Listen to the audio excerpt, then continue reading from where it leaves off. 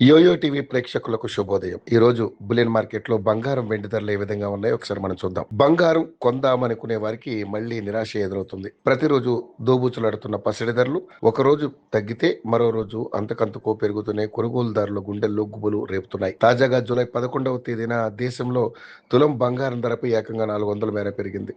అంతర్జాతీయ మార్కెట్లో డాలర్ విలువ బలపడ్డం, యుఎస్ ఫెడరల్ రిజర్వ్ వడ్డీ రేట్లను పెంచనుందనే వార్తల నేపథ్యంలో దేశీయంగా పసిడి ధరలు రెక్కలు విప్పాయి.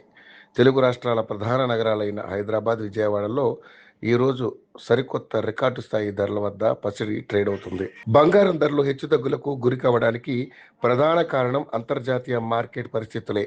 ప్రపంచవ్యాప్తంగా ఈక్విటీ మార్కెట్లలో నష్టాలు చోటు చేసుకున్నప్పుడు లేదా ఆర్థిక అనిశ్చితి ఏర్పడినప్పుడు ఇన్వెస్టర్లు తమ పెట్టుబడులను పెద్ద మొత్తంలో బంగారం వైపు తరలిస్తుంటారు. ఎందుకంటే ప్రపంచంలోనే బంగారం అత్యంత సురక్షితమైన పెట్టుబడి సాధనంగా భావిస్తారు.